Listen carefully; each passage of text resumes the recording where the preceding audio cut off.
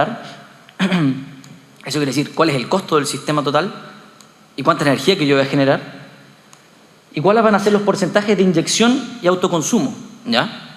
Los dos primeros, tú podrías decir que son datos.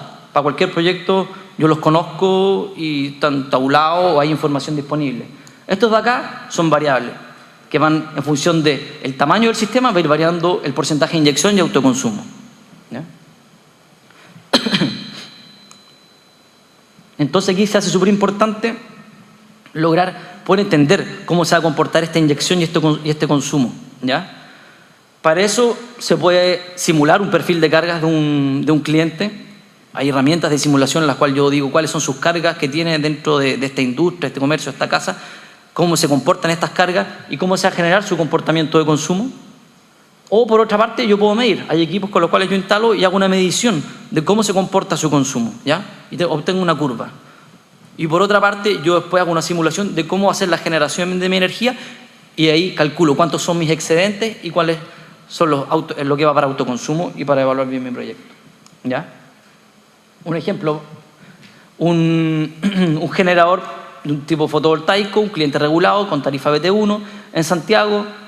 Vamos a evaluar distintos tamaños del sistema y vamos a ver cómo impactan esta nueva ley en los proyectos. Sistemas desde 0 hasta 10 kilowatts, ¿ya? Energía consumida en la red a 110 pesos por kilowatt hora, energía inyectada a la red 53 pesos por kilowatt hora. Consumo anual de electricidad de este cliente 7.200 kilowatt hora en un año. Algunos datos más, digamos, técnicos que se necesitan para hacer la evaluación de los proyectos. Un proyecto evaluado a 20 años. Dijimos aquí que el precio del sistema fotovoltaico es una función creciente, porque para sistemas más chicos, obviamente, por economías de escala, es un poco más caro instalar una planta fotovoltaica que si instala una de 10 kilos. A partir de 10 kilos asumimos que el valor se mantenía estable por watt de potencia instalada, ¿ya? Esta es la degradación anual del sistema, porque los paneles van teniendo una pequeña degradación anual en su generación. Esta es la depreciación del sistema. El aumento anual del precio de energía, que es alrededor de un 3,5% anual. Este es el performance ratio del proyecto. Todos los proyectos fotovoltaicos tienen algunas pérdidas en cableado, en inversor, en distintas cosas. Esto es un 80% de lo que se genera, o sea, un 20% de pérdida ahí. Y esta es la radiación anual en Santiago a nivel anual, 1.735 kWh por metro cuadrado. En este gráfico, la línea azul es la energía generada. Es una línea recta porque es directamente proporcional el tamaño del sistema a cuánta energía voy a generar. Si yo hago uno de 1 kilo, de 2 kilos, de 3 kilos, proporcionalmente va creciendo la generación. A medida que va creciendo la potencia instalada, va creciendo linealmente la generación de energía. La línea verde es el consumo. Es independiente del tamaño del sistema. Siempre son 7.200 kWh para todos los sistemas. La línea azul es el autoconsumo. Aquí se ve que inicialmente todo lo que yo generaba lo autoconsumía. Y llega un momento en el cual yo empiezo a generar más de lo que necesito, que empieza a crecer esa curva que se veía inicialmente, esa campana, y ahí empiezo a tener más excedentes que empiezo a inyectar, ¿ya? Entonces yo, mientras más grande mi sistema, voy a empezar a tener más excedentes, y por todos estos excedentes estoy recuperando mi inversión en mayor tiempo, porque me pagan menos, ¿ya? Aquí se ve, por ejemplo, la TIR de los distintos proyectos versus la potencia instalada. La curva azul es el net billing, ¿ya? Que más o menos a partir de los 2 kilowatts de potencia instalada, que cuando empieza a tener excedentes para inyectar, empieza a disminuir la TIR del proyecto, ¿ya? Grafiqué también el net metering como sería para tener una referencia. Así sería si esto fuera un net metering, se comportaría la TIR de los proyectos a medida que aumente la potencia instalada, y así se comporta con el net billing. O sea, eso es lo que estamos dejando de ganar, ¿ya?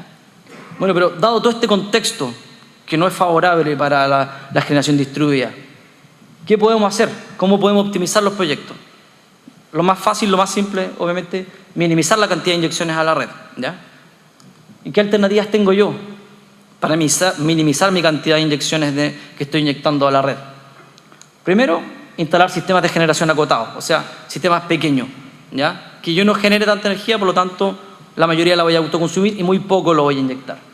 Por otra parte, modificar el perfil de carga, o sea, consumos que yo tenía fuera del horario en el cual yo estaba generando energía, tratar de hacerlo dentro del horario en el cual yo estoy generando energía.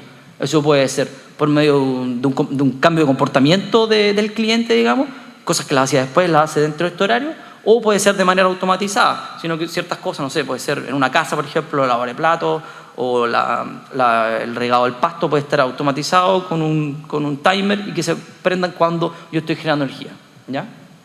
Y finalmente, la última estrategia de optimización es almacenar una cantidad de esa energía que me está sobrando para poder utilizarla en la noche, cuando ya no estoy generando. Aquí vemos algunos gráficos. Esta era la curva inicial que vimos al principio. La primera estrategia, sistemas agotados. Si yo hago, esta es mi curva de generación con un sistema más pequeño, obviamente la parte azul disminuye, estoy teniendo menos excedentes para inyectar a la red eléctrica. ¿Ya? Después, modificar el perfil de carga. Consumos que yo tenía fuera de la red de la generación, por comportamiento o de manera automatizada, tratar de moverlos adentro para autoconsumir, que sea con energía que yo mismo produje. ¿Ya?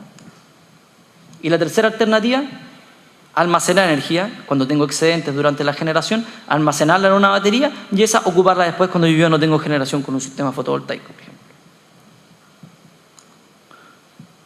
¿Cuáles son las conclusiones? Primero, la ley 20.571 no incorpora ningún incentivo a la generación de energía limpia a nivel distribuido, al menos establece un marco regulatorio que no había. ¿Ya? Dado este contexto, para maximizar los beneficios hay que minimizar las inyecciones a la red eléctrica. ¿Ya? ¿Qué es lo que se espera a futuro? Se espera que el Poder Ejecutivo, Legislativo, promuevan algún tipo de incentivo para que se desarrollen las energías renovables a nivel distribuido. Incentivos sustentables idealmente. ¿Ya? ¿Por qué digo sustentables? Porque en otras partes, España, Italia, por ejemplo, habían tarifas de inyección que se llaman feed-in premiums, que eran muy por sobre lo que uno pagaba por la energía. Entonces el incentivo era inyectar mucha energía. Pero llegó la crisis y todas esas tarifas se cortaron. Y la industria fotovoltaica se redujo mucho y proyectos que estaban en desarrollo no se pudieron construir. Entonces la idea no es hacer eso, sino que la idea es apoyar el desarrollo de la energía renovable, pero de una manera sustentable, que pueda desarrollarse en el tiempo. ¿Cómo se puede hacer esto? Por ejemplo, algún tipo de franquicia tributaria a la inversión inicial, que no implique un compromiso del gobierno o del Estado, digamos, a estar desembolsando plata en forma permanente, sino que promover la inversión inicial para que dar un impulso inicial a la industria. Y esto ya existe, por ejemplo, para los sistemas solares térmicos con la franquicia tributaria. Eso es. Muchas gracias.